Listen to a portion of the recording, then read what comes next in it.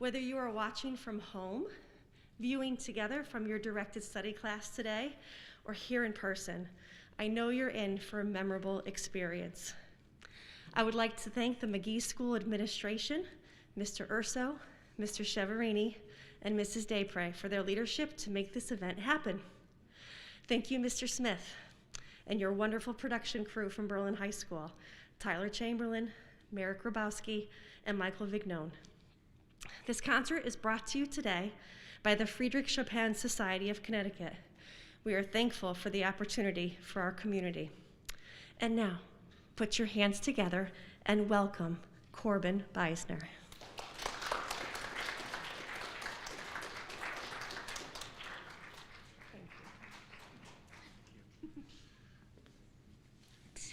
Good afternoon, everyone.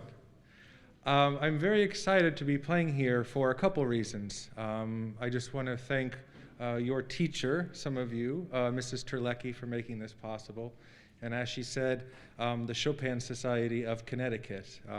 If you enjoy this program, all of you can just search it online and see other concerts in the future, either in person or live streamed. So, and I want to tell you all, this is my first time performing at a middle school. So I'm very honored to be playing for you all. I'm not going to say too many words about the pieces. We're going to start with one of the most popular pieces, the Moonlight Sonata, which I'm sure a lot of you have heard. We are going to hear Beethoven and Chopin today, two of the greatest composers of classical music and also of the piano. So I'm sure some of you, if you've heard the Moonlight Sonata, you've only heard the first part, or what we call the first movement. And a little fun fact for you is that this was never called Moonlight by Beethoven. It was called this later. So one of your questions you see is, after hearing the complete piece, what would you title the piece? What would your nickname be? So this piece is in 3 parts. And the first part, I'm sure, will be familiar to you. So let's hear the complete Moonlight Sonata by Beethoven.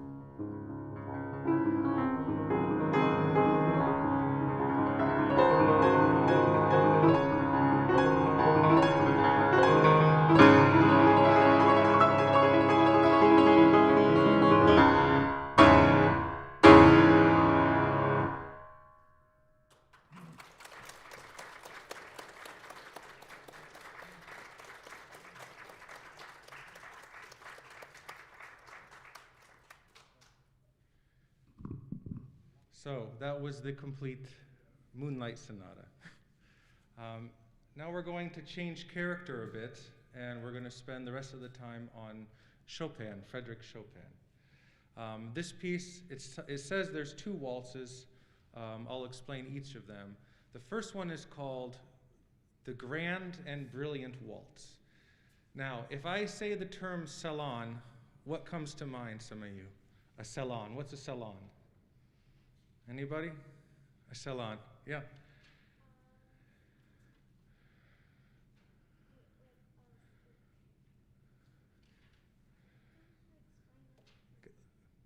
Well, what's a salon nowadays? Anybody? Exactly. So we call salons today, you get, your hair done or your nails done.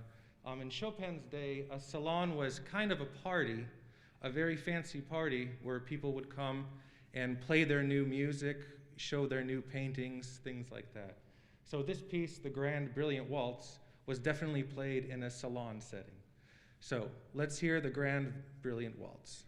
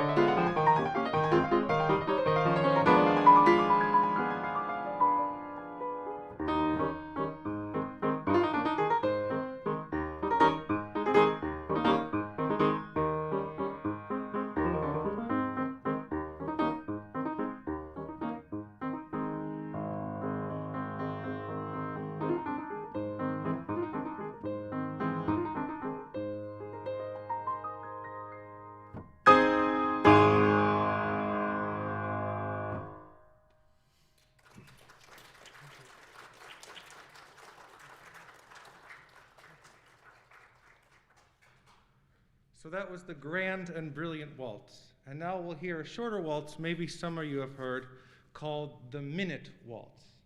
Have any of you heard of this before? Few. We can call it the Minute Waltz because it's between 1 and 2 minutes, but also there's a story that Chopin was inspired to write this piece after he saw a dog chasing its own tail.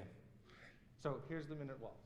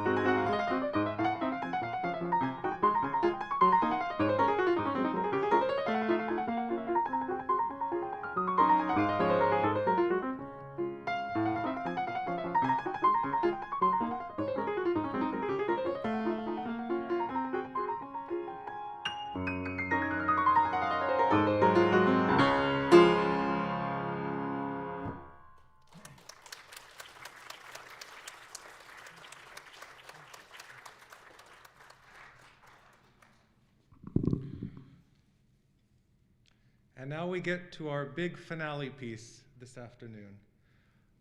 Does anybody of you here know what a scherzo is? What does scherzo mean? Anybody? Scherzo. Well, it means joke. And this piece is no joking matter. It was first used by Beethoven and a few other composers to mean a light-hearted piece. This piece, the Scherzo number 2 that you see in your program, basically what it means is so many different characters in one piece. So it's not happy, it's not sad, it's not heroic, it's not calm, it's a little bit of everything. And when this piece was first published, another musician said that this piece is overflowing with tenderness, love, boldness, and contempt. So now let's hear the second scherzo of Chopin.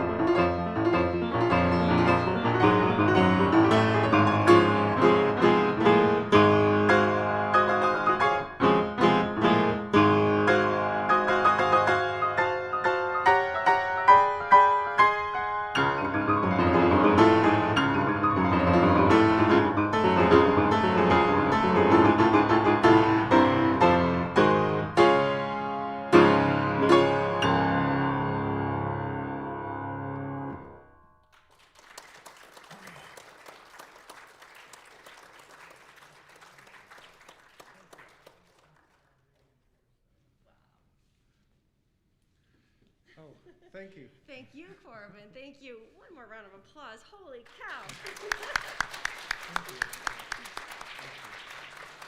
You know, Corbin, it's one thing to listen to this music on Pandora or Spotify. It's one thing to just, close your eyes and listen. But the experience that you've just given them to watch you, to feel the emotion, to see what you can do on this piano all by yourself, just incredible. And boys and girls, you were an amazing audience today. Yes. We really appreciate your attention, and I hope this is a memory for you that you will cherish. We have a little bit of time, and we'll take a little extra time if you don't want to go to your next class right away. Does anyone have any questions for Corbin? We'd love to hear from you. No need to be shy. So come on down here to the microphone and ask him. Kaylis will get you up here too. That's beautiful. Thank you. No, it's a pleasure. How many concerts have you played? How many concerts have I played? Yeah. Well, I've been performing since I was in my early teens, so I would say hundreds or thousands of concerts I've given. That's impressive. Yeah.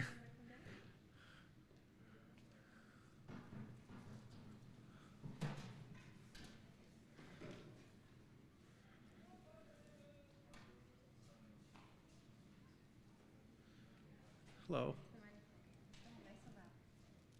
This is really not really a question.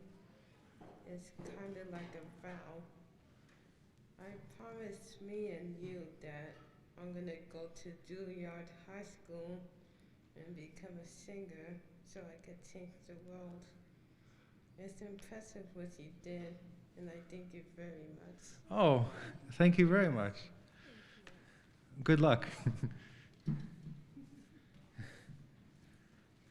How do you memorize all the notes in your head to play on the piano?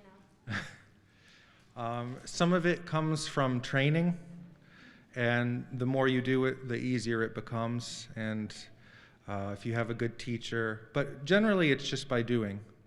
So, does that answer your question? Yeah, that's really cool. Yeah. Maya, come on down.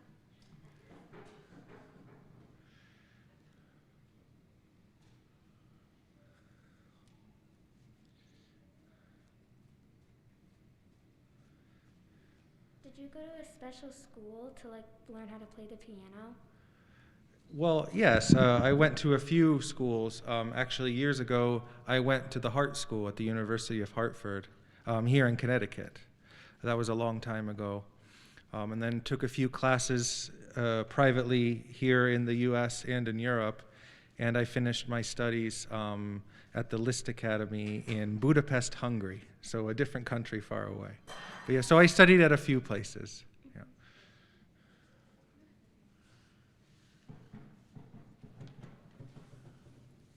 What was your spark to let's say, play piano? Because I've met some people saying they just want to try it, or for school they wouldn't want to do, let's say, music or piano, yet they preferred piano a little more. What made you want to do it? Good question. The piano was always in the house. I mean, both of my parents were musicians and or music teachers. And there was always a piano, and I was always tinkering away even as a little kid. So it kind of chose me in a certain sense, but I was always playing even as a little kid, so.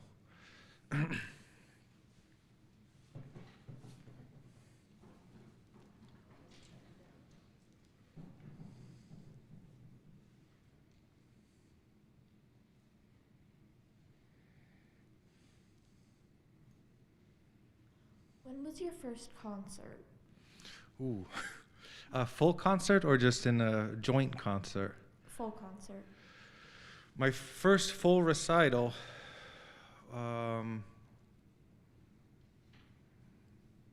I would say about 16 or 17. I played a full hour-and-a-half recital, yeah.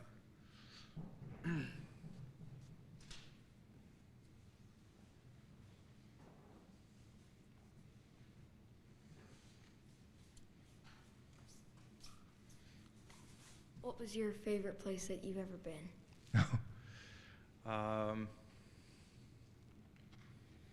To play or just to visit or? Any play or visit. Oh dear. I've played in some beautiful places in Switzerland. It's hard for me to just say one, but also there's some very wonderful places in Italy. I played a few times in Spain. There's wonderful places here in the U.S. too. In the U.S., I say Florida. I've played at a festival there. It's pretty, but in Europe, I have enjoyed playing there. So, hope that answers. Now, McGee School could be one of your favorite places. Yeah. McGee is also one of my favorite places to play.